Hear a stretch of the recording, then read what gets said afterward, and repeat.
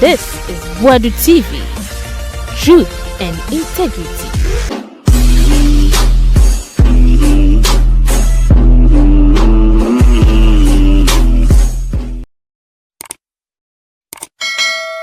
Boadu TV, I'm a kwaba. And from Brazil, if it's your first time now subscribe, you like and comment and share. My intention more General Secretary of my NPP Amayokono, Justin from Kodua, JFK. Nakache kopie mo movement TV woni dewro wa cheche mo NPP delegate conference amkoye kwanya ombefa so aboa ma NPP asan ka behwe mahama oya de ana wanya de anye bia Bawumia na eba ana Kennedy na eba Bryan Acheampong edutwum yese your friends boama Agyapong Central MP so unity emusem sen yekwoti Justin from Kodua asema wo ka defa NDC amanyuko mute dwa so amahama toto ne mapapa so de me den se nipa dodo na so trasi hu se nkuku e bae no ejana ma bebre so untimi nkase bia nipa bakufo nko adwuma oye no anama nkunimde de ama you can accuse leadership so mo ka ma pensement ma me win it is fair but so to boase ahwe anamon bia na se no me bia sisi ye say apathy a setting in ko force ye nkoto aba I don't know there Robert Makase bia national chairman tina say general secretary tina nko force am nkoto aba David Robert Makase bia obi was me kwan ya anya ama me ya me padio me nsanka appointee bi wa me kon office or pamom no sa no mane nyina ya de a ebetima kan wasem na enye nwanwa se obeka se ye to aba ni wie no ase dede ne kasa ne sebi bufuo ne nkofo atiasim nyina no there it tells you say ewiasem no asesa 1992 ye kwato abase ye nya Debbie ye kwa 96 ye nya 2000 am ya aduma ye win ye and you lose 2009 8 elections and you win in 2016 sabre no en central adwuma no kra no o de toto ene sabre ya enyepe Debbie sabre no o hwe social media ni ho say Facebook Twitter WhatsApp no WhatsApp platform so ba ku bia be say friend TikTok the san no mani na eni ho enti ene obi ka se ana Kodua penso as a dede ne pressure ne sebi ye hunu bi a secretary for ma ba bi atwama yes because situation today no is not like the situation in the past abribia ni munsem ene obetime kwatena TikTok so sebi wonye executive for party no ebi a party card kwa woni bi and obi an so be say there now what to me TV hono oto na okasa ansem say sema woka nyanya so bia no so ana de bia otu futrogun woka wie pa de romunya nkofo amana support no and sebi ente na wo hwe no ma ekose ye to aba de ma 7 fee ya no yonkofo so a omo prepare omo se omo di party no omo chitafo ebi start ya tiasim ye say sesem ana ye koye nim ana we na say di na chi national officers no say pamo mu nyina say ma we mutena nti kasa ni nyina no ababe kan say ye kwa abato na anye yi no na afi so dynamics asesa wo ya abato mu nti o ye kandifo bia sa no ma we nyina no untimi igno okay untimi nka say we yi wani na say de tetene ye no mana no sa na ye say ye no mana nti dynamics of today no ana ama sebi ana monto bi a party ni ntu bi da ya shasi a de roye to bi e say mreden asesa okay ntano mani nya ka ho ebi say leadership no ase mo ye mre dodo because mo ye mre edu ba bi a ese party ndi na sifam na be bi jai ye won krofo bi won mo se na wo kan bi onye party member or ye sympathizer obi kwa NDC ni obetimi aka bibi anya hwe ba ye won krofo bi so wo party no a mutimi identify obi e leaders en so mo ye bibi na nka mutimi twem aso a na ye nsen na ho so ama foforo na omo so aye me so me koye bi a menya problem ba so obi ya enya na hwinti na ade no eya aginsem how do you respond to that they radical we a leader bia ehwe wo hwe baby a ojina asana wo hu anamonto a so otu okay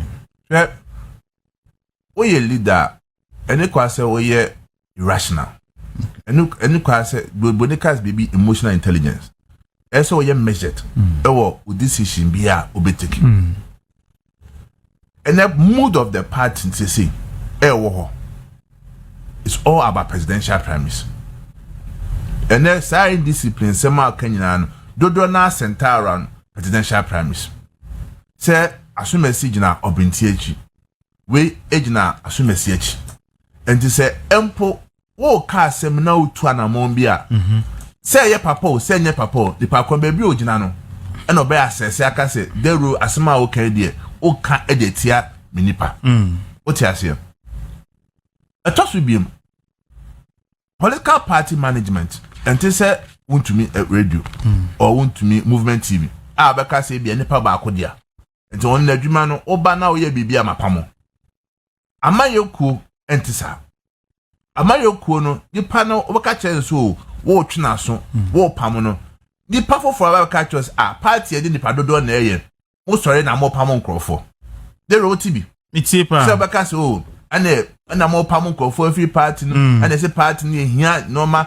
obi ya dia na mo mfere ne nkasa na mo so mo pamo nkrofo free party enti obi a wo na adwen a wo kyere fa ho ana wo ye no free ha party no structures me won se nkrofo bi aka nsem so ana wo ya kasa Jina secretary won suspend no wo nyi na di NPP a party a se be lawyers ne do so pa se be obi ko nyo lawyer kra no obetima transfer for constitution no achi match by architect of our constitution no we are jina secretary kra na se uhu se dero edin normal ensefata depending on dero dibia wo se dero member of National Executive Committee and for a regional officer constitution nature say one there should be a petition official petition so be trouble say dero etu anamo say no 2 year no enye ebi anamo no 2 year mehu na so why say judge I say judge wakoto so obi ekum obi untimi ntanse nka say me judge nti medu akwakoto say prosecutor akwa asem na ambrewa untimi what in so unti enti no mebu how ankofo kan ade bia obi frere am say o si pa kona isi a petition e de bra o the petition ne ba e say a connect national council the national council bit ma hwe aka so asema akwana ye no yan frere ne mo no kokko ye ne nkasa at that point no o wo adwum kwa so person suspending na the do na ka party penifo manim e say ne sadio ya da ho and to so bi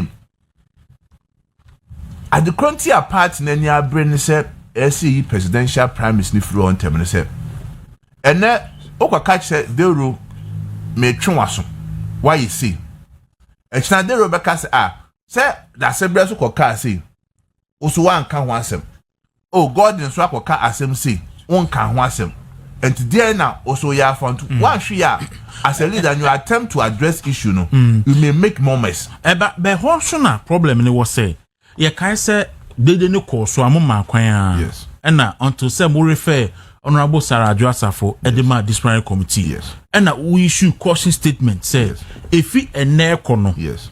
So BIBBA the between so. Enti anka why fair to obia.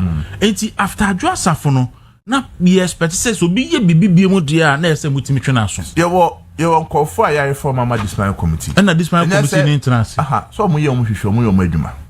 Oh and now untimi nko share Disciplinary Committee ni say CNS or Mofa. But ma the secretary of the disciplinary committee say TV so can say part in discipline him.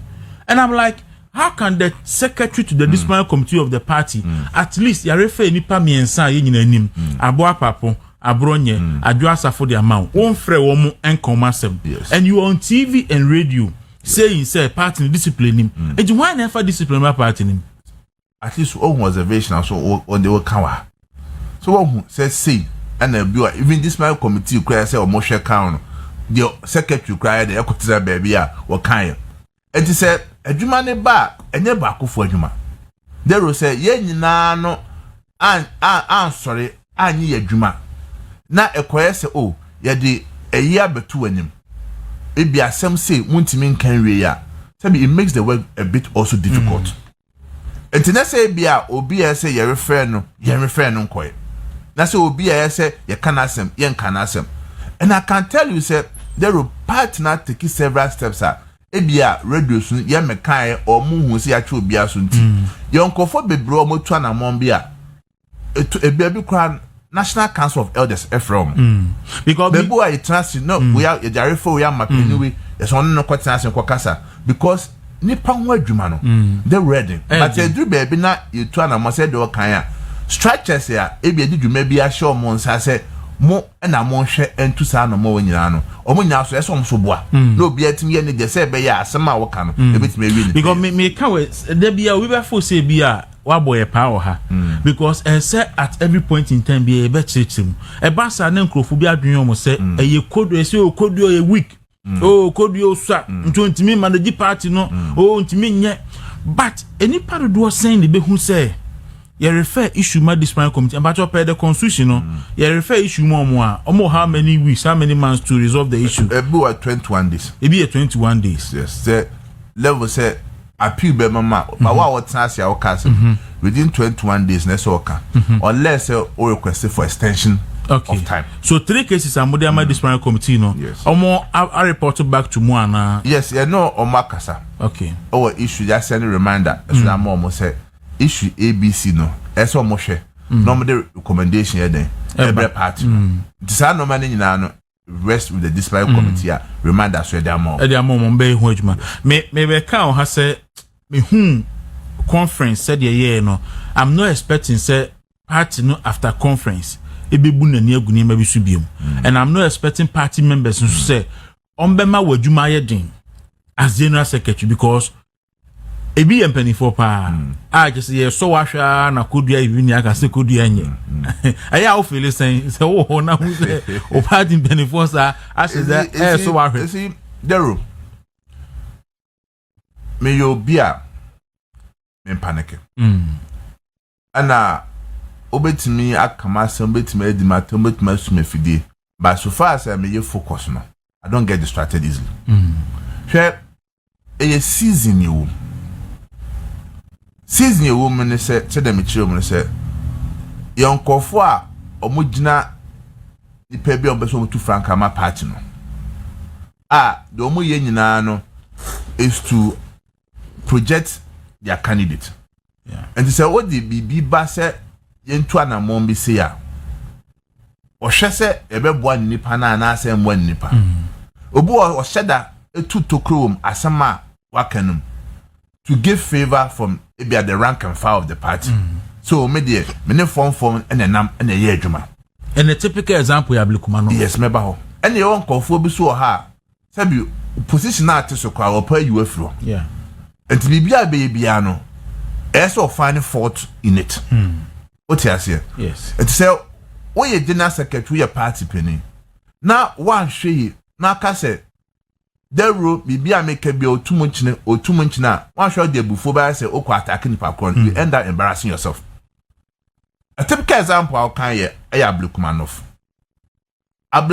party no the National Executive Committee the third highest decision making body of the party etnas say yakoto aba yakoto ye fortunately enough it means can ye pin sheet na of the 281 polling stations nina now you're winning with a difference of 414 votes.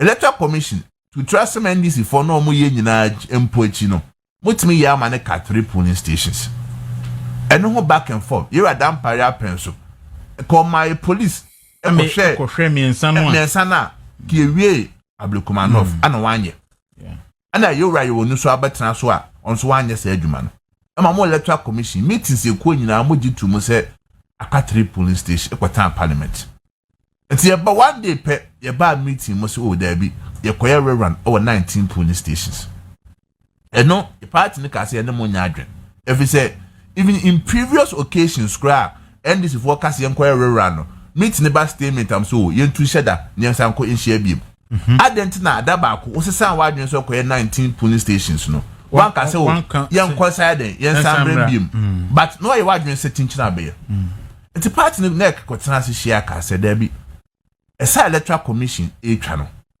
saboni a ebe ha party na free say e kina bi no ye koto aba na uwini a electoral commission tiamba kwa ka che say aba san koto no foforo because Abdulkumanov abeyesa eda ho wo say ye no free a Abdulkumanov me say ka NDC pa na wini Abdulkumanov a Kadero ke be ballot papers Debbie ka NDC pa na wini a ka amafo be ko electoral commission officer ye kwa kosese Debbie enti say bi obi a wodi nsem hunu nsem fon nsem boni a wo tete Ghana mra a electoral commission ko adwuma a wo ye o undermine no wo glorify such a person no if a re-rounder and a sabe na wucha it means say in 2028 no constituency bia wo hwa unhu ni ye no training matchmafo bua ho ye to aba ni wi a ko ship ballot papers o wetimi crash electoral commission office because esa double command office anye ya e be sa to no foforo and then the chance ka say there e dey beton so the matchufo akobon foforo na and the chance ka say there bi sai saboni we di ntwa after all crime 1992 ye boycott the whole parliament yanko but eno ne yanko no eboa ma ye hye normal ye me ye 96 ye call election petition 2012 see and renew Debbie now so evidence I do call court and go for share more muhu sa evidence when you eboa me ye prepare for 2016 and Abdulkumanov one constituency the crown eba me majority Debbie ma entimi ensisa bibia na mum yan tete no mana echina abakosem da ho se esa electoral commission this for us ya challenge man court emi ko hu se normal course no ankoyi ni take its decision no ye wie ya sabi wonya MPs ni bi obi akotena Facebook asema NEC National Executive Committee kan no there bi omenye nya adwen na yesi ekọ Abdulkumanov na miya me nwa ba ekua fie so atiesim so yekọ me ka once ya metro crata come electoral commission say yen ka hu bi no not on change no ye tell what radio so a waka say yekọ the moment a waka so wọkọ no na ma o crata no so ntimi anko enkofo ekaka chom so omo dinachi omo kwa akoboa no then it's like omo incite the masses against the leadership of the party see sanoma we na wie ye no ye call national council obi oba national council be culture I took them on said there it is wrong say party are taking decision na say be parliamentary candidate okwa akogina say woko na de oye no obu party mia ense bebre ameka no ho na say ko wi achi no dodo na mo so o de yen hwe normal wakom stress ni sa pressure ni normal ni bibia na so no do oye wo set party up for insult I say enkofo chance kan na say there waka cha oba say NPP no akopi no akopra na so akokontokwa wotimi ntra dem ka say dem enkofo bebre ho a omo di chief say the near con na some ko di achire bi o say a day to the election o say me send messages because now me so me ti high cap party position say party say onko and then people were sending me messages from the constituency say omo ko election no and I was confused until now I send me sending message me says say na aba until sa de na ade a entwa yi and we no or the dwatoa betra national council nipa no dos we the part of those who yenua ban the dwatoa ba be pacho a nyehwe na emom de yekoya nim sa no man kwase so na aspirants aspirant wonya aspirant po enkonform ko twetwe ska de boa ne sa no man nyina so mo anso bi na search no kutu pa so onko so the sa no man nyina no it's like enkonform your margin say because of elections at that 19 bibia na party and we saw even members of the national executive and national steering committee here no mo ho a ye kan wa some national council and the national council bibia me ka say regional secretary me ye somafo and to say ye kwatena se a the rule nipa be national council almost be 100 obetim general secretary vote ye ba se beto aba vote ye ba ko do bet match re wadwen obeka se ye nyesi but se dodo na ne pini adwene bebre kom se decision na de kono se wonfo asokra na se ye kana ye jutumu a even though won pe no se won na abeka che Ghana for because adwuma na de amount no so ye the chief spokesperson of the party and the chief spokesperson of the party say bi o unu wadwene and the baby akokire wadwene wo ho ti ewie na communication na ba bonti no say ya papa say nya papa wo na so do nkwaye enti ye wie ya sabi that week no enkofo hita e ba me so na and ODB pa na Kodua ya tuma ne me ye say no see at the end of the day no there embabe ODB pa na de no kra oh but a chere na enkofo hu ete yase no omo hu say nya wa one enya me na two sabi decision national council neck take here no it was right. Yeah. But you see, another unfortunate part Ipiwa Blikumanov ni mo be order of the day.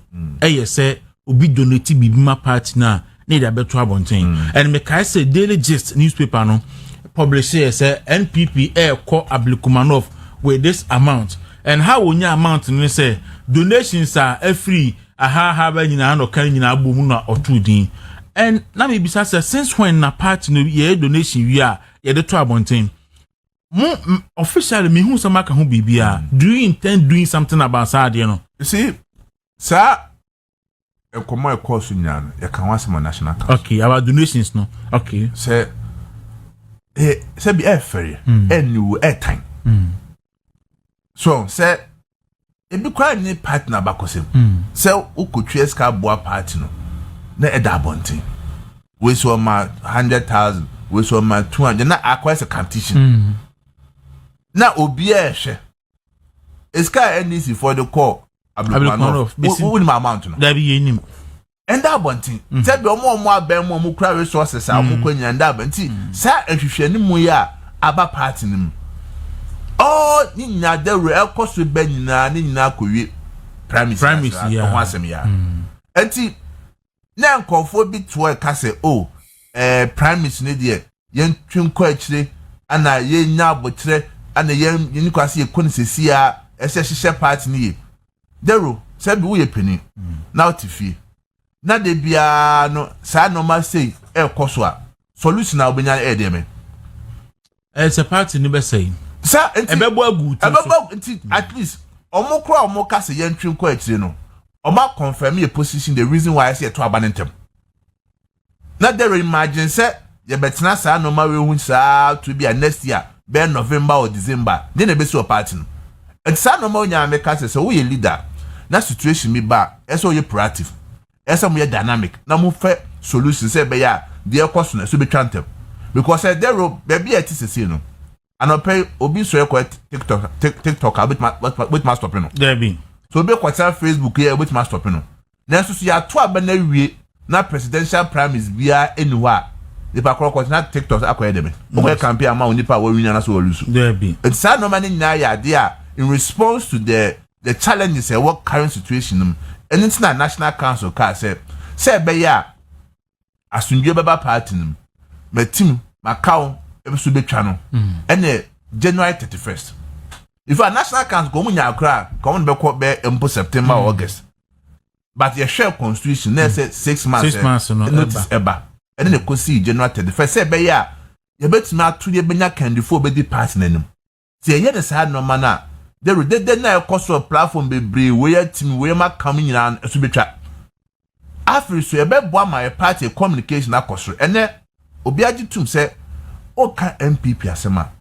Omwa some project asem no kra akokasa ma party no you are no more interested. In fact, ade ba ko a me observation na maye na maka ho asem ne say asem bi ba NDC aban ne ye bibi enye a ye be ka ho asem no ne yakobi akofa NPP asem aba ne ye je no ato enti sa no man ne ya Kevin Taylor ne yi Comrade fo asema be enye won wa se bi enu anwumere no obi akofa NPP asem bi aba ye je no ato ko de hia ejina mo trima na say flag bearer ho asem and there won't no continue the power and say chinchina ko kan NPP asem until and I make sure say leadership no sometimes no you need to take some drastic decisions. And unfortunately for us ma party for empanic say ebia yentu anamon bi and nkrofo you see baby a TD ye ne party for dinkita ho obepon program obitimi send voice note 15 minutes 10 minutes na bi fro nkrofo ye mo hihio mo na ye koso party be say yentimi wini election adwoma ama and do baby a o feel grassroots me no make can say Metomasi. Na amemone 4 years. What you say? Yeah. 4 years no afibia ni munsa. But sabi one to boise and she show fie ye. One to two no ya. 4 years in bedroom na wow. What they imagine say they didn't because so sa 2 years. 2 years by the time I do 2027 no na ba no kodada. And we are mindful of sa normal way nyina and say what the first year woman no party for money yan tiase. Ya fa hye party no. Okay. They be our party no dey enkoso na they no nkoso a wenka say na memboa. Nye presidential candidate in January. Na memboa elections e bekoso nyina na by next year July you real elections nya. We no free you have more than 2.5 years to the general elections. And any day leader presidential candidate meboa. Yes. Or officers, national officers. Party needs aligned. And to hold na dero say obi na adwon so wo twi ne ho free party nim. Edi nyamra sema. Then you know say any pakon there why na adwon so be say party no. For that case no o kakwe po na ka ten say wo asumasi ye you free party ye twi waso a. Obi anti me ka ten say oye we ni panti. Na waye ne. Ana waye ne sa. Okay. O to be ka me wie wa ha. Okay. 2015 Elcoin party take drastic decisions be. Men ka obi aya me suspend party penny. Yes. By to about 2012 you lose me boy. Yes. And now 2013, 2014 yam pamon crofo. Okay, so because of the same party managing internal issues. That's what two boys and let's say be 2013, 2014 na same ni party nim. Na nsemu mpa. Na ntese bia ntokwa ni party. Ntokwa wo mu pa. Na wo mu pa but party penny for chance won say there be any eduru sa bre no hotro. Because na contest aprapre ye den eba. But ye aprapre nya wi a ye nya candidate Kufuor no. That time obi a oye na adwon so obeka sa tie bia oye na adwon so be boni bia no. Ye na party ni yom. Party no twen na so. Nti me share party for. And na say bia national executive na say NEC national council nim de. But yonkofobia ya bo mo pa. So mon say party no. Amayo sem ne enye won say nkofo ko amakoji bibie friend NDC4 because NDC amman wo ha obepese opposition party begu. Yes. Obepese de onya da bia na moko. De bia na moko. It say bu ye nipa na wanhwe as a bible mu akora na ma mienu ekon. Yeah. Ba ko si akora nye ntwe ne mu. Yeah. Ba ko se de ria sunwe beba no. Ye nja akora na ma ba ko. Nti mesre party for say no me cost no mo support ye. Processes ye come elections ye pese ye. Nyame mbo nye nwie ne nyina nwie. Ene tina ye ntwim ko akire no. Ye pese ye bibia te. Na nyame mbo ne ewie a ene be kan wasem. Me bana me conference no questions kakra bi no ma ye. I had if na internal issues ne ne ma e han crofo adwen ye dia masolantwi o say ono de donations na mo ye no ene wa obobodi nipa o sha say ne on this side na ba party nim well general hantimi modi no tun bia ko kan say ono abet na wuntumi ebobo crofo din nti Emmanuel Boa or say still maintain GFK to us. So Ajima Ejenim Boatin said they will please ask GFK about our security towards Akwetia by election. Alright, General Chotuwe na we no say still GFK. And Samuel Augustine Ohineba ese Oshe and Eric Ganyo Dakwe and so Shayem and Ura Samuel Ofusuba or no so na Yadamunina say Equia from Ofori Krum or see leadership is an action or see leadership in action. Justin Kodua breaking issues of the party down with clarity and vision. Proud of our General Secretary. Greetings to you and your team at Movement. Or see the future looks bright with JFK at the helm of affairs. Focus, firm, and towards and forward-looking. You have organized the best conference so far. Frank Eldome Kwabenya. Idris Wawalewale said, this is what responsible leadership looks like. Clear direction, strong values. Thank you, General Secretary. We say, good morning, the room. I'm very happy with JFK composer this morning. From reform to resource, JFK is laying down the foundation for victory. Solid leadership on full display. Kudos to Kodua is the heartbeat of the party. Amponsa ewo takrade ena odi we ede ebaye. Hey, Chairman Cancer New Lab. O message die. Tin ankasa. I say good morning, Kwekuderu. Article 10.1 provides for any national officer who supposed to give account of his leadership to the delegates at the national conference to do so. We were expecting national organizers' account, communication director's account, and he himself, general secretary, to tell us the cause of our defeat. Gangantua like that. Okay, chairman to me, and a chairman cancer new love, and I want to answer that. But I know there's some minimum say treasure, any general secretary, and I'm more report.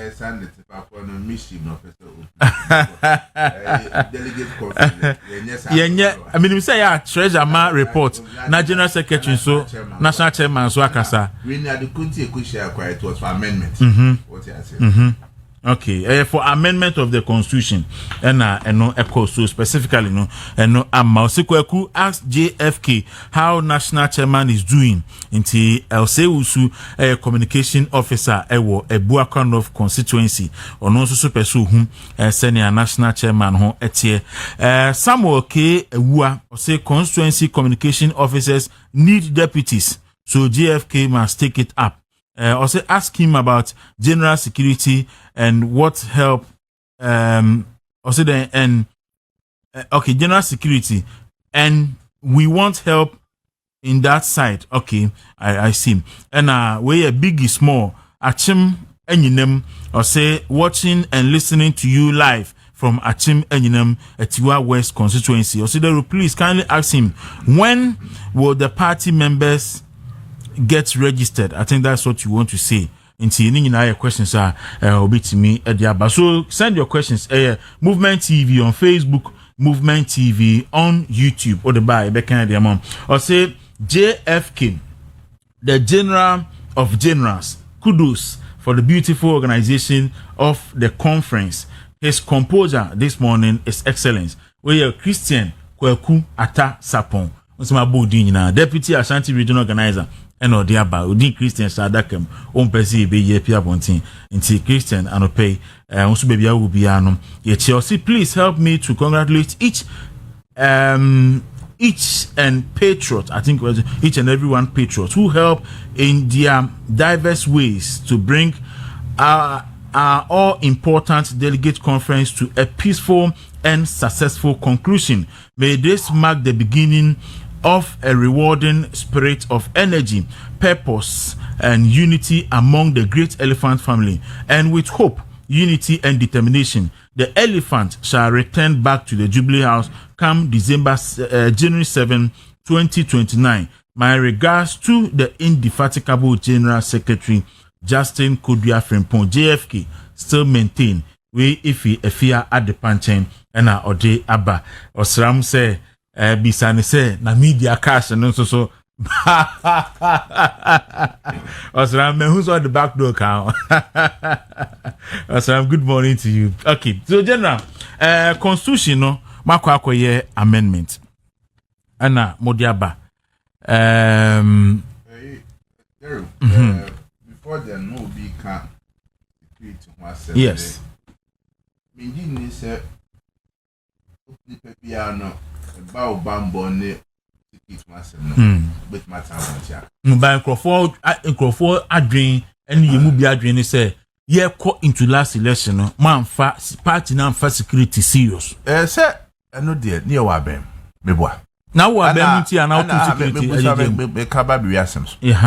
Ana ya could to me say yentwa vigilantism mu meboa. Yes. Eti sa no mo na 2 year no ebi amwa party no because nipa ko na woni ne ko elections no ono koye no anya ne de sa meboa.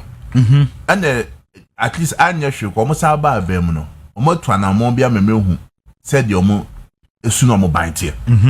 And no kwan so also respond etuomo maintain video so enka say be here that's a baby no but the me catch on say bi obi ani da hosese okay what you say normal a boy ma ye wi ni 2016 abato no said the boy ho ban etimi gina say mema o abato no mu no sa na mo na be sa afaso ebi say na ye hu say ye na ya mbo ye ho ban a obi a eden embo ho ban the same common there remain some videos so nka say ABCD ne ba be party football say going forward no mo be fa security party security serious be say there the make catch on say bi ohun for na better abonte ka say me see okay results na chere say ampa o yi see ya na so anye see more a case study e wa kwatia ye koto aba awa kwatia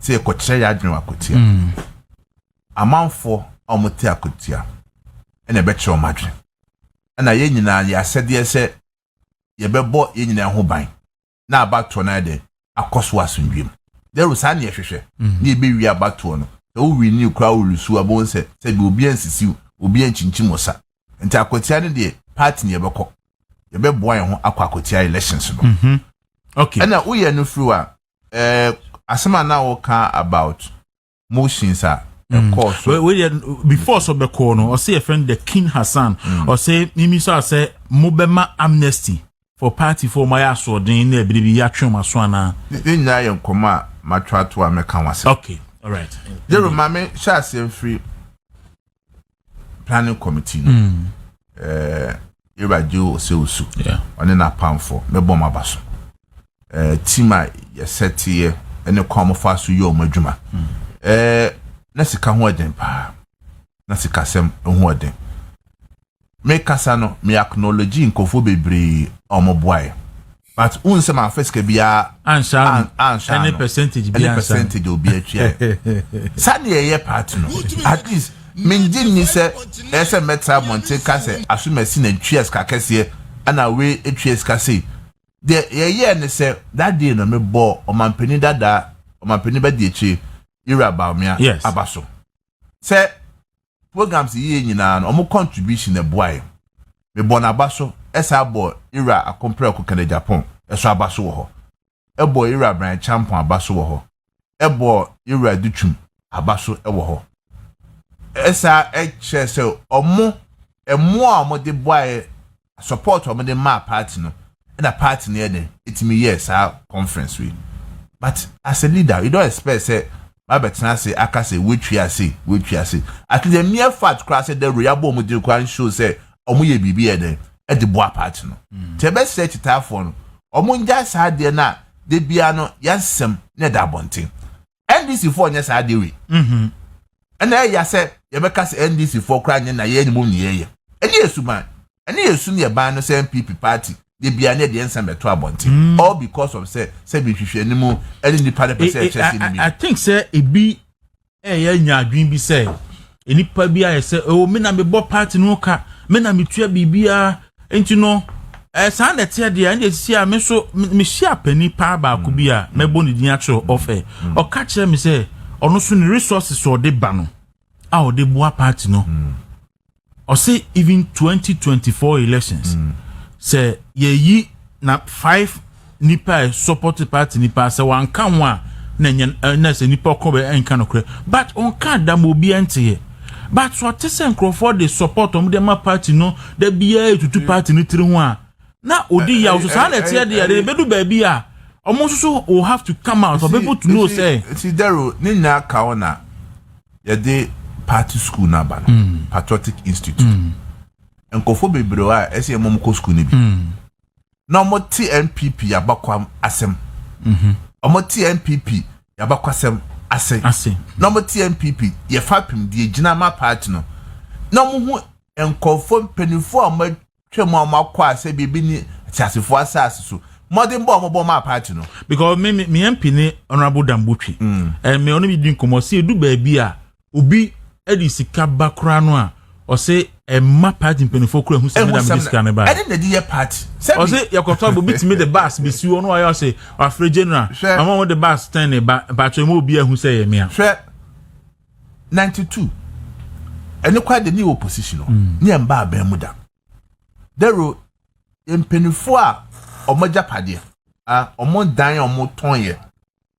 And conform na omo companies adwuma omo European min kamono Arapon Salmon Penifo no mo Safo Dumo Dr. Selby mo adwuma no mo ye sa bre no kra de o yiska na makra na usuru every say PNDC abaya no wo ho no ohun say o support NPP kra adwuma no bogu no. Yeah, in fact osan Honorable Dambutris or see Newtown ha be she will be printing press say or printing NPP posters sa bre no de no be use taku na sa simple de mawa na sombo pa the same Penifo nyom be di party na chi nyina no ene ebusa se iska se no mutwe ya de robo hu there be na so enom omo so madwuma omo ye ma party na ne party na be du sa fa pim se hwe ye nyina ye wo MPP mu sisi no ene general secretary nko adwuma ene national chairman nko adwuma eye nya ya so di ene se ye bobo party no ba nya ma ye party na ya kono eno is a collective responsibility there ye nya ye so a na ye di amayo se echi dent na there open MPP dent na MPP yo akono evi se sabre no 92 nya ba nyina no wote din professor Edubuan oto Dr. Safuodu oto Dr. Selby emudin BJ Darocha mudin a these were people a sebi nimdia omo wo ewo amayo semu yes empo mo profession adwuma na o maye o mo professional abrante bia obi asora MPP for them wakache for yes sabre no ko even 96 sa parliament a ye nya o mo ewo ho o hwe JH Mensamo eso o mo kasa sabre no hwe empo Dr. Adukofo mo eso o mo kasa Kofi Kunadu Apreko mo so o mo kasa sa men na sa afiwe ba say we have the men yes ewo ho and then fast forward o hwe MPP a nipa bi no mo ya na mo tu akoye se NDC 40 omuso man na mo da na edin patapa nsemo ne sebi party NDC ya kaso veranda party ne obi asori a tutujagu na obi aka bi wo ho no ene NDC mpo esua MPP ama ene MPP sebi nkofo di akira NDC fosu man na mo to akono no ene mom na ye titafo ne bi person nkofa ba ye party nim na ye nyina ya sede se esi ye tenase ne kase ye MPP ye fapem ye be free by ye ideology no sebi suman bi wo ha ene MPP suman and I condemn some nkofo asebi omo free se ene politics no I so popular se asem ne ba ye nye propaganda ye nka bintum ye ngu Penifo wem ene mase ye nta Penifo ye di Penifo nya atem no ene MPP su ne ban the science school na ba ne de eso bia no obo modern se oboko patriotic institute ni bi se bia mo won se ye party no ye fapim ni na say ne gina ma party no there remain ye no afro ma member motions no menim bread do a and your best era Chris Jokwe could not crack kan say good morning. Please extend my gratitude to JFK and his team on behalf of all executive and members of the external branches for his continuous support. He is never forgotten us and we will rightly reward him again when the time comes. God bless the NPP and thank him very much for the incredible work you are doing. We also greetings to Chairman to me too. We fi Rams Salisu Kentebako ewo NPP Australia secretary and ode message we de abase yenfa emma. Before you go into the okay, so ura amendment ni no na the questioner God in the abane say that ben na amendment no ebe implementation be take effect and as mu wi council meeting na no bibia esi take effect ano no ana na patron chassis o Gordon amendment no okay. It take effect immediately delegate conference edutum okay they say new amendment no and ye di eduma na constitution bia ni amendment bia wo ya you the bring friend no transitional provisions. No, and nam say aba for foreign no maybe ha a mature.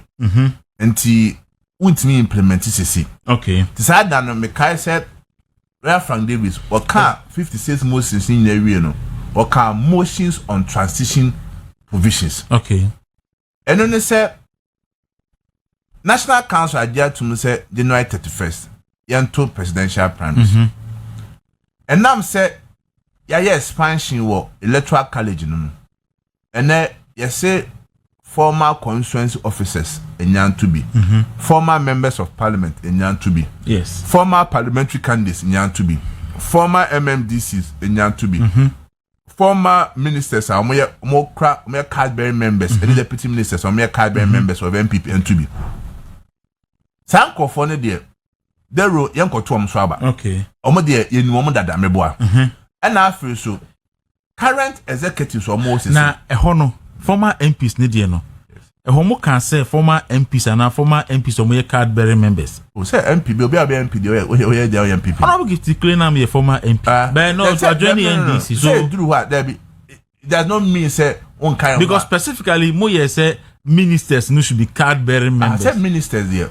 On Kodua back to us say MPP. You know ministers be on buy no mean MPP for. And then it is right to say card bearing members of MPP.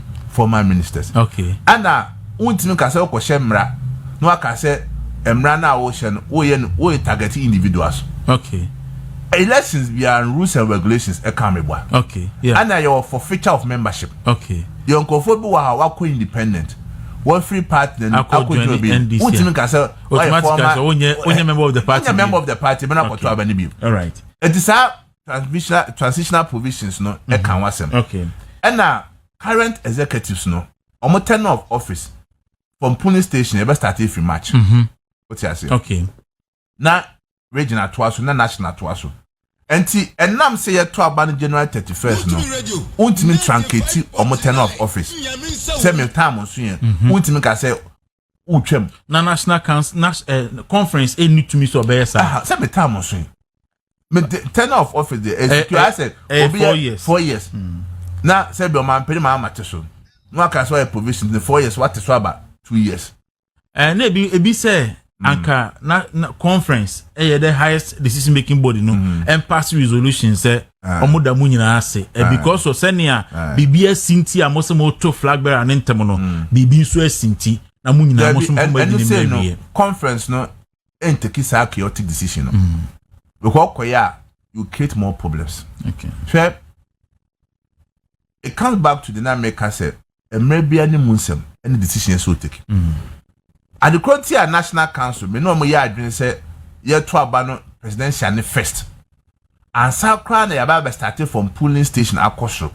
And they said, Dero, you agree with me say 2022. Ebra near ye polling station elections. Ye electoral area, ye to constituency, ye to region, ye to national no.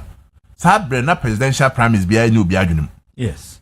Sa time no na attention or cry na restricted to sa constituency na be obi opese obedi NPP any constituency executive for na. What you say? Yeah. And Dero, so ka say to polling station elections first before presidential primaries what will happen? Total chaos. I didn't say because interests of individuals. If you say candidates are omo your imagine so ma be elections in na no. Obi abe feel candidate polling station because polling station for na baba to aban almost na doors me boa. Yeah. To one share obi won say Bawumia feel candidate. You are Kennedy be feel candidate. You are Bryan Acheampong be feel candidate. Omama Kenya be feel candidate. A day about two polling station elections no. One share the be see party no. Yentimi so ano. Etos we bi one share ya na cracks eba polling station ho. Na nipa boni bi transe ka se me de me tim ho. Wo kwa the polling station for nyina beko. It's a Tobia decision a party paid for taking no. We look into the future. Okay. And then said the party ni tie no. You say you to a presidential primaries ni free. You we are you metnas. Na you say a polling station no and fan kosro akopem national ho. Every say untimi catch me say current album na wo ho no. E ya so mesi dia na so obenten dia. Because that time I hear album no na so mesi obenten no ka ho bi. enti obi a pese o ye campaign bi a pese to abama no delegates no ho ko ne koyo campaign na ko kan wasem kire omo o ka wasem na se bi asem na ton krofo tirim a o meto abama sa transitional provision no ye kire no enti o be no beti so bi ka se yes ye top down ye bottom up yes I no man sabi yes sa no ma bia the only difference abema and say presidential prime minister national council say yan to January 31st we are ye be ye polling station say the end dada na ye to kosuru polling station electoral area constituency na abasura aba no sa na ba be ye no okay wo ye no free wa ade ba kwa na da makoma so a eno me ne amendment committee for e kan wasem personally I sponsor that proposal say I did conti a de war party among executives mistrust and talk woman say you said there clearly defined rules and functions for party executives.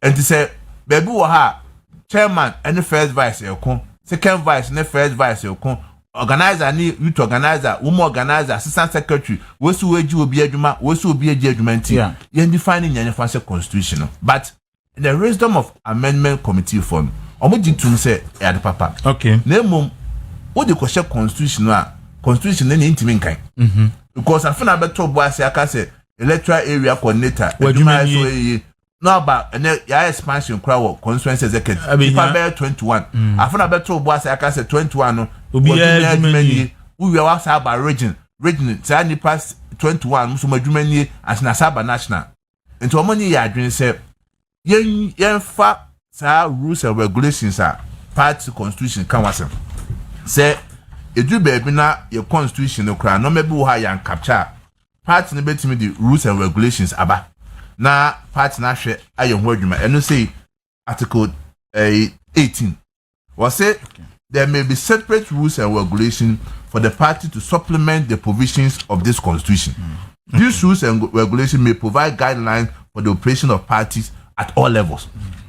Okay. And the issue no. It say yeah Public Procurement Act. Near manual. So there manual. They are correct your constitution. There's several statutes out of parliament where LIC now. And to me some Sadio na your first and second vice for so need the chiripa. Okay. And see enyasi atwa kono. The area sa amendment we no. There's going to be another team omba behwe no ma yesa rules and regulations are a big guide officers of the party obi adwuma yeso and to be clearly defined. Okay. But is it true says you see and my say second first vice for nkwan be contest instead of say munyina mo contest here you be the kind no first vice second vice no. Is it true say a administrative decision. And no be administrative. And no ni constitution na ya Kodua area first be we be win be first we be toss me second we be toss third until do not rules and guidelines regulations e be ba no ye hweka se da bi o person ko gina first vice akogina first vice o person ko second vice o person ko third vice and it's something I mean personally I support. Oh no, so that unim say hana me person me ko. Okay. And to show ho a no aka say o me de we na person me ko. We na person me ko. Tell you say another year be hwe. Then we hear no free a this fine procedures. Before so be do there's another school of thought say yi super delegate na free hot here. Then aka munyi 50+1 no sun free o. So that onipa obedi nkunim no na obedi kan na wadi nkunim because man nya ne sa na miminya 49 na mentimi na bia na otosu mi nya bia 26 na obi nya 15 na mentimi enweni na yesi ye ko run off no mako kakabo mu no mo de abesia ni wan hwe ya na ya je efrimisem then the party will not be fair to me. Ghana constitution cracka 50+1 before so be the president no eso nya 50+1 as a majority of the electors no etuma then it's proper. Say you be follow that process no. Okay. Because one share obetime the 20% ewini. Na 80% na emu acheche could di other side or. Then no say is it fair say yakoto aba 20% of the party no. Now the ability the party there. Just in there any kwa say so. All right. Okay, discipline. Discipline procedure. Oko motion 2 you got messages are made me receive or how to do no complaining about indiscipline in the party. Yes. And you know motion 2 article 37 okay some before say you be motion and article 37 is say what kind of article 37 2 in fact 371 or say old one no or say a member may be suspended from membership of the party or holding any office in the party pending an inquiry into his or her conduct by a disciplinary committee.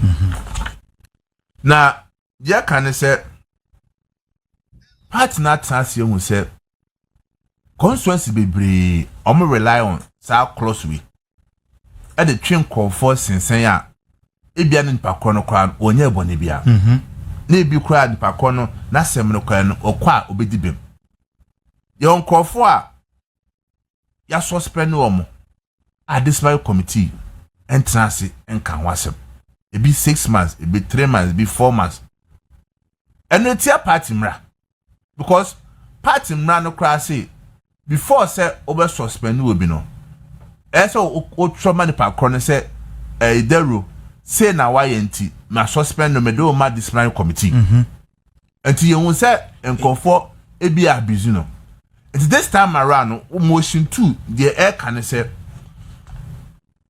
power to suspend say ebia asema eben esododo and say dia sase sa power no motion no that's a new amendment no IGF constituency executive committee for okay it is hard to me now the disciplinary committee so is it the central or constituency disciplinary committee or so constituency region already depending on level hour okay and so we are constituency officer from Saturday now you get two no or we are polling station officer because now we are me who say before some conference you who say Aguna is how Aguna is make wasem okay yes and party 40 say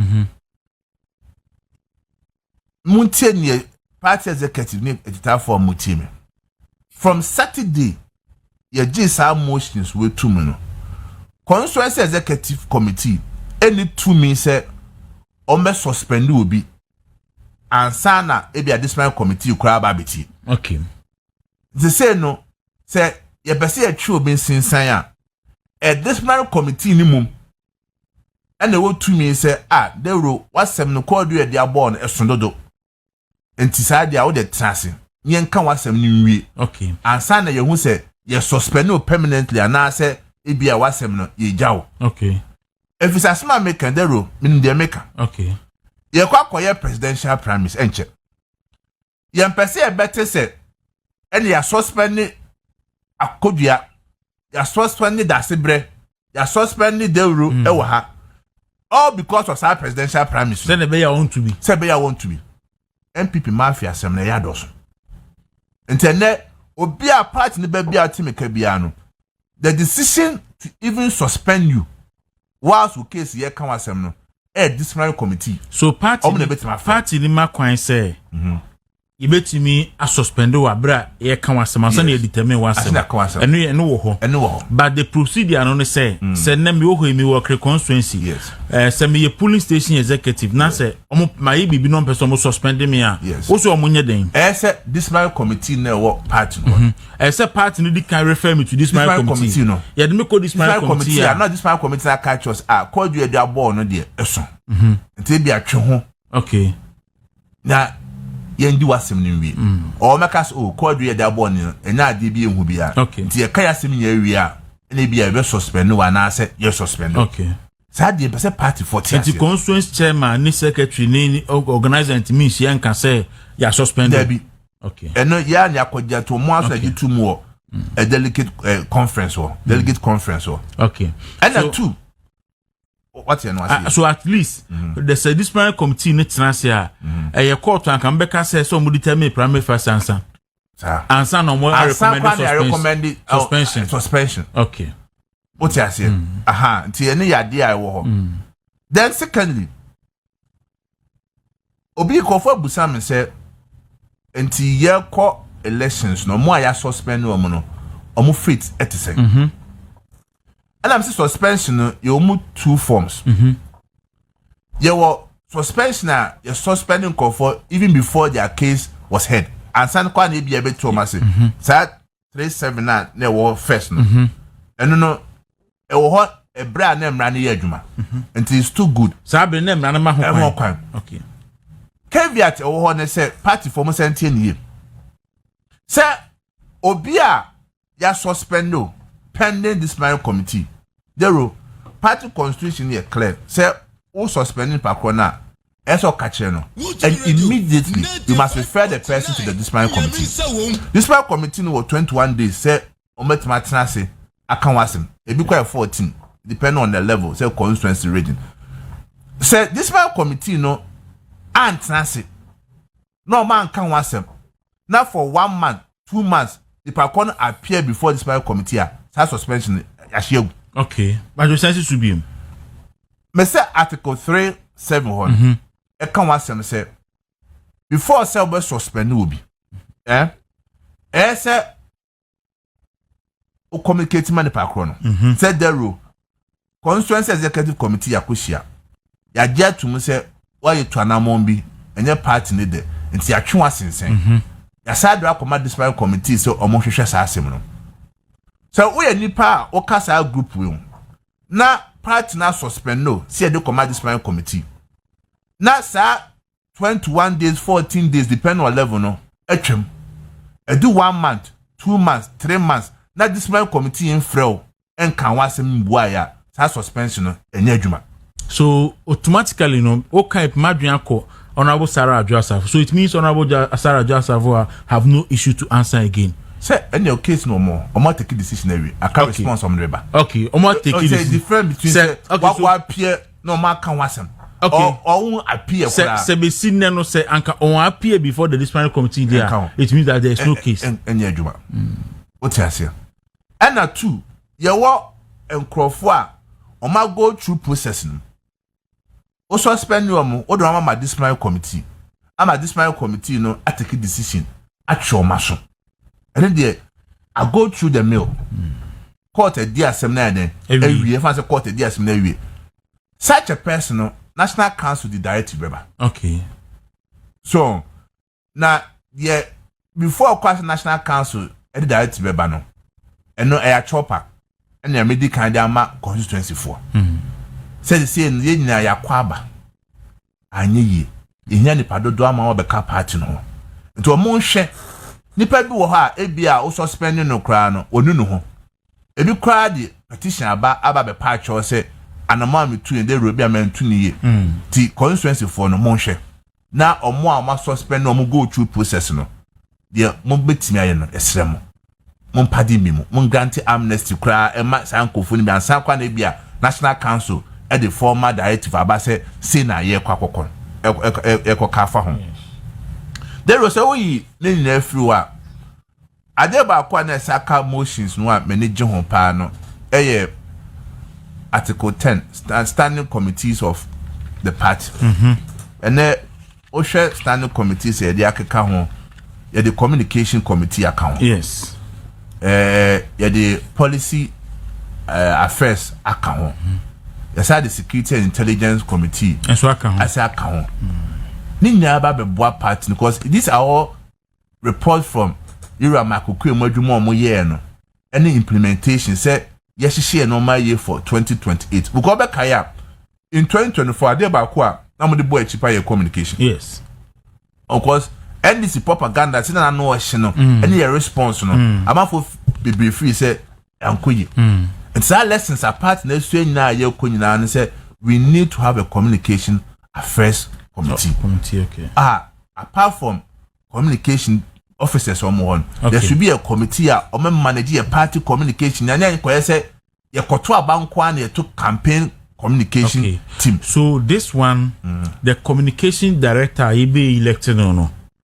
Is he going to chair the committee? There be. And I be a different person be appointed director, but there will be a chairman for the communication affairs committee. And who will be the member? Who will be say membership in here? National Council. Council be appointed members to the committee. So do you conflict Emma, the communication director, directorate and the committee. There be say treasurer so or chairman of the finance committee okay meboa until the until the chairman so is the communication committee going to serve as a supervisory body to the communication director? Yes, the communication director will take instructions from the communication committee because that's the standing committee of national council. I think that the lacuna na nkrofo hu ni say once am be communication directorate no elective position no mo betimi akọ elect obi o popular but na ontimi manage the communication affairs because communication director adwuma no more managerial than just talking. I'm happy so what lacuna once. That issue has been addressed with the communication committee next hour. Okay. And politics no say a casa. What I say? Yeah. Said there were managerial no one you good no. Nipen who. But then be honest nim say there were to me casa to make consent church and some and politics no. They asked to backroom normal say yeah there. That's why the committee is there. Okay, so the committee will take care of that. Oh, so policies things are no many. Then another one here, your setup committees are yate. And no, now constitution is say, oh, setup committees now. Say from parliament. But yes, we do to say your uncle will be about energy, about health, about agriculture. Omo dear, it was half field no, but omo yet members of parliament. Look at our restricted setup committee no kwa kudru ebia parliament kwa the other fine brains bi wa ha ebe yo mafun beside dia setup committees no ni nyina no enye option enye open okay say from within parliament or outside parliament kwa ebetimaye na there was no man nyina party na dwun akwa akire but because of sa idea beto your so internal election nkofo bi wa kra kaba now ni nseke ka educational omo na say omo lead party no discussion ye can help her omo na say listening na hearing na to but then na e have time na say boa ho letimi say no maintain so idea e ba be boa party ni power okay the there me man no ebesi wo ho no fa oba ye nuamo external branches so a you see na so bia o former branch executive bia external branches bia no obeto abani bi okay. And I say omo nyina na enko ese first it's in part 12 pe de beto and then external executives ni nyina obi akonya so beto then finally owo e se say e dey koyenim 2022 ye launch ye membership card wasem ama officers na ye hu say be kasa momo na ye dey krata ba bontin say ye suspending no this year ya baby yeah. But I say you achieve and say your database of our membership no. You say you here. Say be ya administration be abeba, ne be party ID cards will be na china be do fraba, na say akoye ID cards for na home back and forth ni na. You say na your proper database e be wo. Ti ya yan ho adwuma nyina awie. Okay. Na me boa September. Yes start your ID cards na membership drive ni. Okay.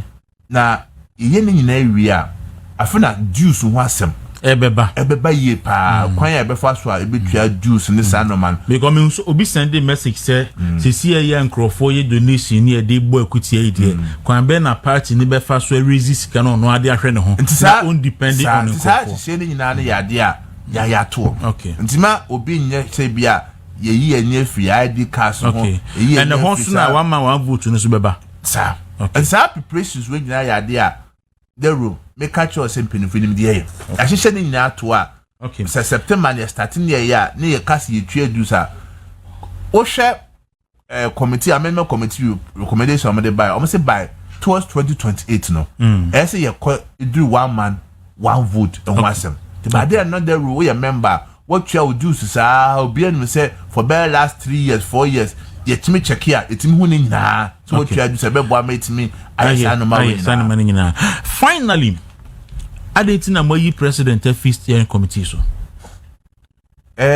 any proposals are a buyer and a better amendment committee okay and they call delegate conference and a delegate conference a year free so and now omo years so omo chim okay or let's say be a me call eko ka ho asem because o mi be wie na because Kodua say or say at article 1010 of the amend article 1010 of the constitution to remove the president from the composition of the National Steering Committee of the National Executive Committee. Nobody say the steering committee is in charge of the day-to-day administration of the party and should comprise only the 10 elected officers, the presidential candidate, parliamentary leader, and chairman of the National Council of Elders. So, including presidential candidate, Namu and the president, sir. I say, and I also shema oko motion 35. Okay. Or say amend Article 10 of the Constitution by inserting a new provision to specifically provide that the national chairperson shall be the leader of the party. And also. Aha. And lessons. So whether in government or in opposition at all times. No ma, yes, she saying yourself. Party no atnasi. You are my quick report from the buy reasons a one. No me bu ha. Ubusame said 100 times. I mean, can't you? Okay. But solution yes, she. Go na mafefe. Go na mafefe. It's a good number. Be our person for now. O trick me na me cancer no. Enko. O the NSC leader of the party see a queen national chairman. Okay. Steering committee na say there be president in council. Executive elected members. Candidate. You do any presidential candidate kwa elected members. And okay. And today na ye way ya ma party na stronger. Stronger. Say be ya bibi chia kra party ni beti imagine now there. Aka wasem. Na imagine say o there room me ka wasem na team ni beti maka. Yes, independent secretary. Independent secretary amansa. We see a friend Kodua or DVL Accra or see me say Patriotic Institute that ben ena also kwan ben na obefa so a obetimi ababi ena me hu so bin so sending message about the school about Patriotic or say good morning boss, please ask General Secretary as the training school started and how can one join or enroll? Also, a friend Agyapong or Bosumtrim. John Boadu, NPP Secretary Ohio. Also, Mimisa said the aspirant for and so can be almost be to me a Patriotic Institute in the B mobile online their more and I send the BC Akodia fan. Ibrahim Ewo Yendim. I say, please ask the General Secretary what the party is doing to be able to fund. Okay, and the General Dika Sanded and T. Ibejano. So good morning. They will please tell him that we need a Acheampong seat. Okay, Prince taxi driver. Or say, or you're the only taxi driver with a degree. The only degree. Also then the degree taxi driver Ekofodia or Cecilia collection so almost so mimi say ma dweno mo ho ana na eden na mo pese mo ye na mo deboa omo ASP Charles Adaba retired or say good morning, please can you kindly inquire from General Secretary who qualifies to be selected or recruited into the Security and Intelligence Committee into also so new person and Uncle Spy and so Takra they will say good morning the room let the General Secretary know that it is not all about communication only, it's also about how many radio stations and TV stations has the party to 8 credit until no so bisa and no ho asem. Okay. General, minimum other questions be brio ho. Obi ebisa me a crucial question, but me brembe akaniswa. Besa so wo akwatia e wo touchline so. But obi bisa me no pay say em say or share a reading from Endra. Ne akoso bisa me say can the NPP win a case at any of our courts again? And I will be but I'll get to that point now. What do you know about briefly? Know what me akwenim. Enti I'll be so bisa say committee implementation the wash say so God is me misa will say okay discipline so they are once maybe and I'll say akwetia by election preparation and mode of selection and mode of choosing a parliamentary candidate for akwetia until not to say ni here no mami to general. You see Acheampong wasem ni lewi ana Patriotic Institute no Dr. Antoinette in the team no omo guso a omo finalize no ma bebre e wo ho na training no de e be start free officers of the party first Okay. The best chance and send the via Patriotic Institute, you know. The best started so Munyan say officers of the party. Okay. I think August and almost started first batch. From national, the bar Asio. Okay. It's baby or her. The both satellite places are be man of fire. That's part for so online training so about course of Agyapong. And now Enra the CEO Ghana. In fact, it's a shame to our democracy. A idea fair. Near course and run. Say judges, a court Supreme Court judges. A court decision. You take High Court, I take you over. So bed to 3 years. 5 years in Punya. Say 2020. 5 years. Now, omutimi reverse no. Me try you be say nya ruling no. Okay. So, near ka dear ben parentina obis scandalize court or did judge atem. Obi timi di penny for atem. Na ye sanse ka se there be nipa ko no yasema Agyapong so nyina no the twem. You be say ruling ni but there rule but awra wo any woma Ghana. You see there rule e kwa kosi adukronti a ye pamo na say o man penatwe ye maame tokono asensen no. So no me cost say ya. Until that means obi a oto obi a say NDC for playbook no winning 2024 and beyond no say be pamo chief justice you be pack your judges abegu court no say be asem ba o metimi akabia maye be bu asem na maye no me cost no o man penny friend balancing the bench fit into and some man no obi aka. But you see there's a saying Mahatma Gandhi a kind or say when the law is unjust it's just fair to ignore it or disobey it. Mama yin could do sa stage no because no ma e cost nyina ne ensema nkofo kane anamo abani to biano. I'm afraid for this country. Se nipa ne duru baby no hu se usisi no asema o kano utia ne utia ne fa hodi so court nsem judge nsem imwa ten no mo bu no sabi enye justice na emum ene yesiki na emum to do the bidding of a particular government it will get to a point and I'm afraid say I pray we don't get to that point. I pray we don't get to that point.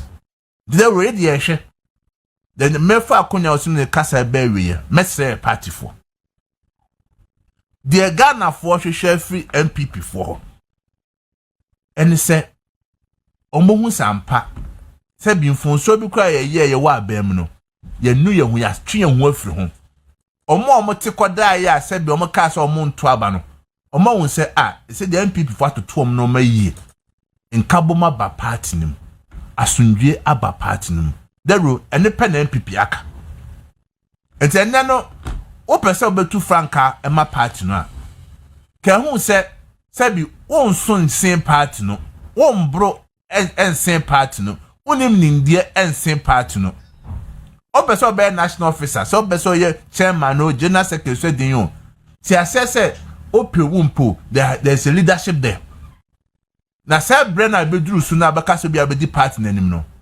o mpese omom du wachi so be undermine no. People must learn to respect the structures of the party. And then there were Professor Dubois or Henfa. Oko. And then BJ Darucha or Henfa. Oko. Omo nyama be some party no ko. Nanso so omo di boni ni die ma party no. Say be a professor or a doctor, this can we bia or party ma. On son say party no. Then no, it should be a lesson for all of us. Say ye ko ye nim no. The yesum ye kan wasem eyos no. Politics no there room for to be an refi no. Yo there room for be obetime do o chai campaign mom o wini wi a wo hwe won kayo. Enti nipa bia no wo ha eso wo principle. Eso wo principle.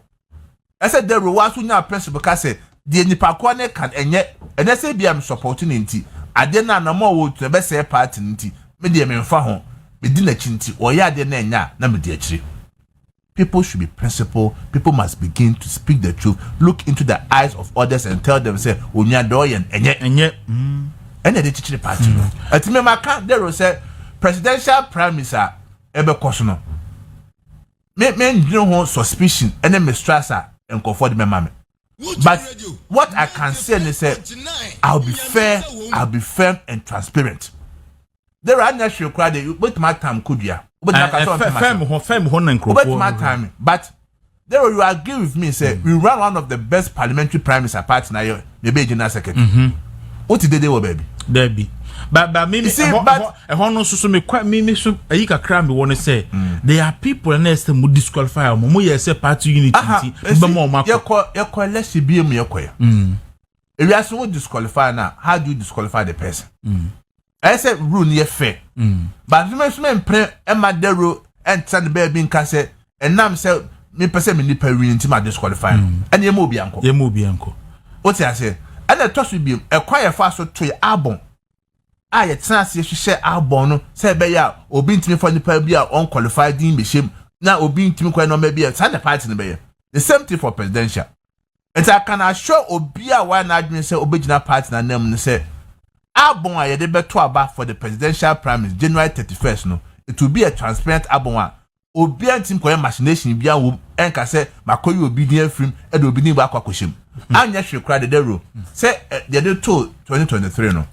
Oh yes, serious candidate be a so copy. Yeah. Until no crowd your basis, they started.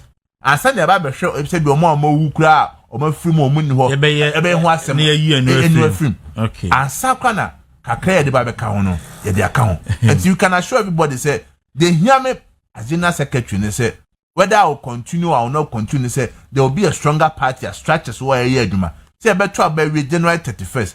The obedient kunimino ebeti ase say we win on the fair ground. The obelus no ebeti ase aka say oh ampa to party for no and anto amame. Ya mo be megina nya excuse obu okobelus dada. No ko nya excuse bi aka say na abon ye kwose san abon no eyi nkofo di film no sa ade no code the bowa na ne kra the romintimi nyu ano. Okay. So media you make sure say Minia David Obrilabi also incoming secretary Odomiko Abenya or say me kancho so bo abaso pa na I'm so a former constituency youth organizer. Any organization na moye or conference na say now Felix say we are too young and who potential be below enmity. The party cannot change you as a general secretary. See they have to maintain you. The way you're quite ISF man. It's your no your no na sem. Na this idea no. Obi say me say say what can somebody security department? What can somebody research department? What can somebody see until be about spirituality? But this last election, so yet to say soon we are cinema come baby. It means I say a general party no a year first soon we are small. You see, there some no say you try to make a wasm. Now say be penny be ever say or more misinterpreted them kind. They be for mischief purpose. It be some general secretary no matter too much. Say I could lose as spiritual. There. Ewiasin bi no wa take dark into your promo 2016 me kan wasem say NPP near efia near the na campaign message na yes the battle is there the loss they mean na kasa ye gitum say ekon ye radical ye kwantimi nko an yan kasa de ahoden na ekon tokwa there be yes I get to say 2024 you was for ni malamfo ni nkofo bi omo di party na chi a in 2016 omandi achi in 2024 enti ewiase mi bia ni wo so ebesi ohunam a ensi osunsum enti paibon de enti na bible no ka say o si pray without the season okay enti sa no mo na o tunu sunsum asem paibo ese ebo nyina no ese ebo ukoto baby a obadwun se adena de confusion e koso menti ho ase nkoso no edu sa bre na okokoto dwen bom pae enti sa spiritual aspect ne de meka na china. So be our your party baby and all compile my so my party no. Okay. But the party will not have a committee for ways and means. Send your collection so. Okay. Me wa. Okay. Oh kwa wasa ni na sa account. Now bon pie. E benya kwa busumi bia kran. Ese party share bon pie. Okay. And Felix, I say friend Philip Asante or your polling station chairman e wo kwati bi. Philip so person ya chairman of the ways and means committee so amami hu e bia na wonim sunsun wi ase na ye mpe ba bi na ye fa emata so general ye de enkomo no e ba wi ya ne sa sisi ya no ba bi a party no gina no bi agitum se party no enyina yi party no for o say akwatia no mode of selection mo be ndeng mo be ndeng mo be national council be share if you are there. Okay, then you decide on that. Yeah, who send this for team edi kan akwatia ni ade mo makoho there and no be see to be a youth. Okay, and no be a see to be a youth. Obi a wa akwatia a odi partner chi ehu anama youth ho. Okay, now no quite far so bo deputy organizer wa Blikumanov ene honorable ha kumse na you be aye mo hihye o ye sure say omo nsan ko bu akwatia ho so bi there you call battle e be ko akwatia so NPP be contest e be ko akwatia by election NPP be contest akwatia and dem mo starting about that Blikumanov no ne si yenko mo konso a ba we yesi yenko there remain be a person defa mo konso a yenko me si yenko akwatia yenko akwatia by elections yenko elections no akwadi mbeko na ebro no ha me kan wasem no there yes my answer okay awaka kwa okay obekoso a because that's be who said the ebo nkrofo we no say o say akwatia no nko na me say oboa obeko enti tell you man on Afghanistan any Syria amount for to bomb no obeko pa enti general ye da say the party no a party for here me share message say ba party for here assurance say we betimi steer the affairs of the party na mako across a red sea yewie party no ano president ko focus about the tag of tribalism no money ade and then crofo introduce religion and all that there the assurance ha me my party for tita for the same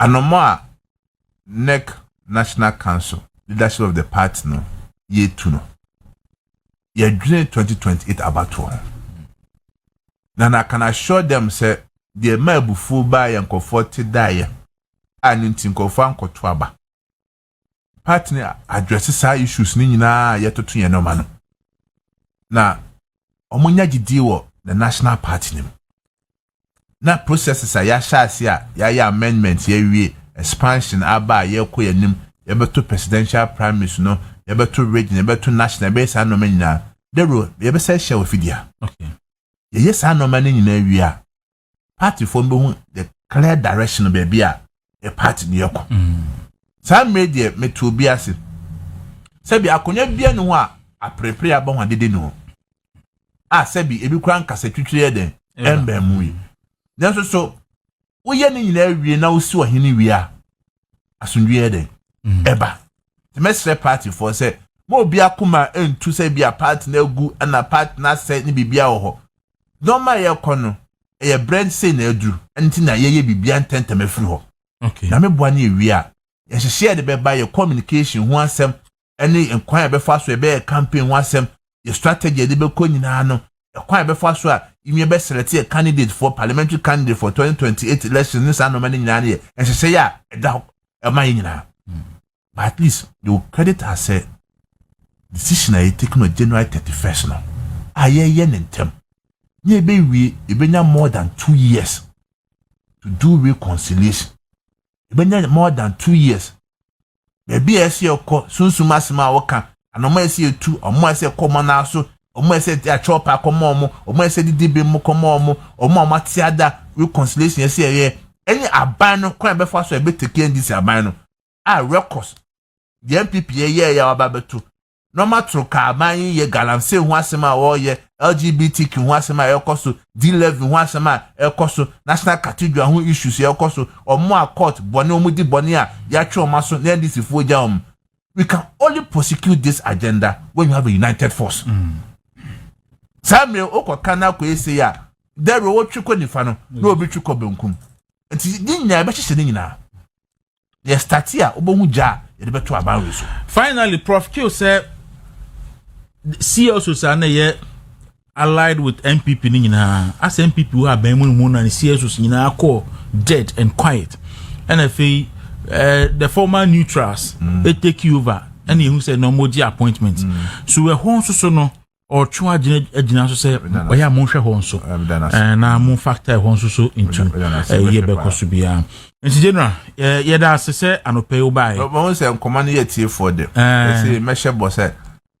least once a month yes it's over meba ni chance na it's over aha no party for ni tie ha pa ye enti na mo ye wontumi no mo say movement TV no it's a movement a party station TV it's a movement questions say ba nyina no me amadi atomo say at least anya hwebosumi bia na betena nya di party nkomo yes kwa na wo ka on se fiasem na ede wo ka no ha ti dero mi se meda wase enso ye da ase papa enti ye dia ha de kwan a wo fa so ye chichi nkrofo na obu oye yi no edu ye se udu asem to na hu adofo ena na pe na me ka se NPP mpanifo enam suma ase a omoko yoko ekọ special prosecutor mo de omo pese be beto abonte omo kra do so se omo ya che omo no and edu sabia na ehia omo ebe kwama party nti yanso ye bo aba so se wo aye ne sagina party na chi nti ye de aka se ye bebo aso be ko bi mu de a ye bebo ana watimi akọ ana unko the party for beka and the be adwuma okay they say the damenum say ye hye party ni okay ye duru a party for na de be sin okay na mo didi wo NPP party no say duru a enye dede ebe koso abontini ni sema nkofo beka ebe take decision ba general medase